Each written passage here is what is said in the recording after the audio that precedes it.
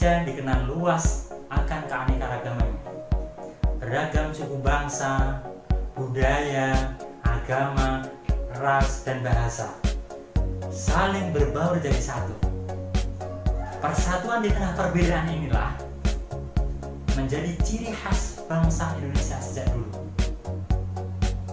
Oleh karena itu, mari kita menumbuhkan rasa toleransi kita, rasa saling menghargai perbedaan yang ada di antara kita. Apalagi di saat seperti ini, yaitu wabah COVID-19 atau Corona yang melanda bangsa Indonesia maupun dunia. Oke anak-anak, mungkin kalian tanya, apa sih toleransi itu? Adakah dalilnya? Atau bagaimana implementasi dalam kehidupan sehari-hari? Oke, akan kita bahas pada video kali ini.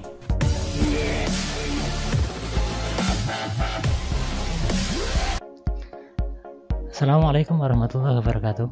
Anak-anak, semoga hari ini kalian selalu dalam lindungan Allah Subhanahu wa Ta'ala dan selalu diberikan kesehatan dan selalu bisa mengikuti pembelajaran online yang dilakukan oleh Dewan Asatidz SMP ITI Robani.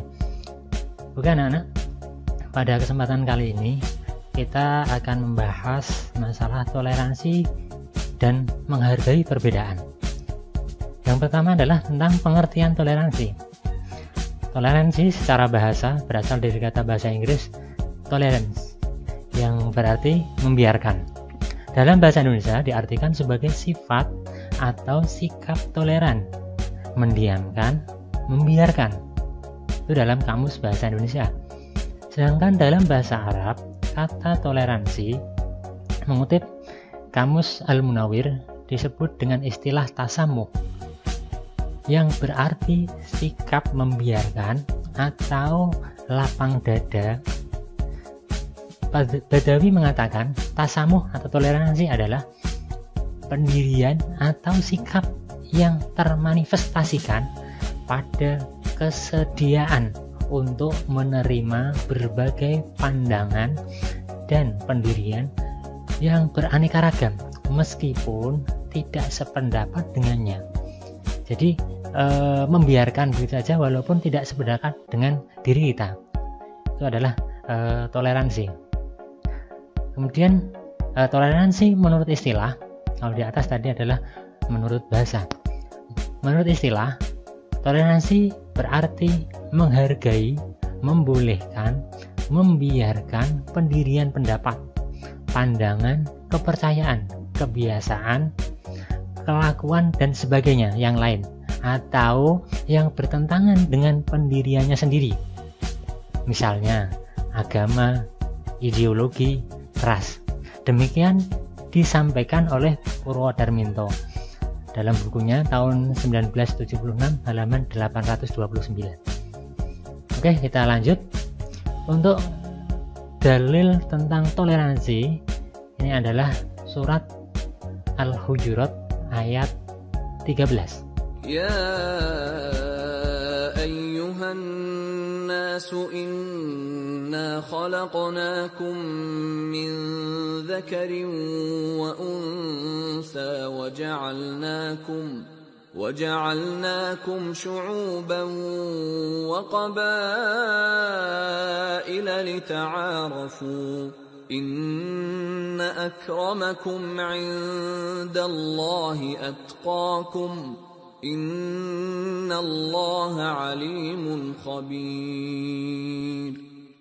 Yang artinya, hai manusia, sesungguhnya kami menciptakan kamu dari seorang laki-laki dan seorang perempuan dan menjadikan kamu berbangsa-bangsa dan bersuku-suku supaya kamu saling kenal mengenal. Sesungguhnya orang yang paling mulia di antara kamu di sisi Allah ialah orang yang paling takwa di antara kamu. Sesungguhnya Allah Maha mengetahui lagi Maha mengenal. Ayat di atas mengandung pesan yang luar biasa, yakni kita diajarkan untuk tidak membeda-bedakan orang lain berdasarkan kekayaan, warna kulit, ras, suku bangsa, bahasa, dan perbedaan fisik lainnya. Akan tetapi, kita diajarkan untuk menjadi orang yang mulia di sisi Allah Subhanahu wa Ta'ala berdasarkan ketakwaan kita. Kita juga diperintahkan untuk saling mengenal berbagai jenis dan karakter manusia agar mampu memahami kelebihan dan kekurangan masing-masing. Selanjutnya adalah Allah Subhanahu wa Ta'ala tidak pernah membeda-bedakan manusia dari bentuk tubuh ataupun harta bendanya. Namun Allah Subhanahu wa Ta'ala melihat manusia dari amal soleh dan kebersihan hatinya. Manusia yang paling mulia di sisi Allah Subhanahu wa Ta'ala adalah manusia yang paling banyak amal solehnya dan bersih hatinya. Maka anak-anak, kita bersama-sama menjadikan diri kita, membersihkan hati kita, amal kita semoga soleh dan banyak orang yang suka kepada kita dengan kebaikan kita. Rasulullah SAW berpesan agar kita senantiasa bertoleransi dan menghargai perbedaan, seperti yang disabdakan dalam hadis berikut ini. An Abi Hurairah radhiyallahu anhu rafahu ila Nabi sallallahu alaihi wasallam, innallaha la yanzuru ila suwarikum wa amwalikum walakin innama yanzuru ila a'malikum wa qulubikum, rawahu Ibnu Majah. Artinya, diriwayatkan dari Abi Hurairah yang dimarfu'kan kepada Nabi Muhammad SAW. Beliau bersabda, sesungguhnya Allah tidak melihat kepada rupa dan harta benda kalian, tetapi Dia, Allah, hanya memandang kepada amal dan hati kalian. Hadis riwayat Ibnu Majah.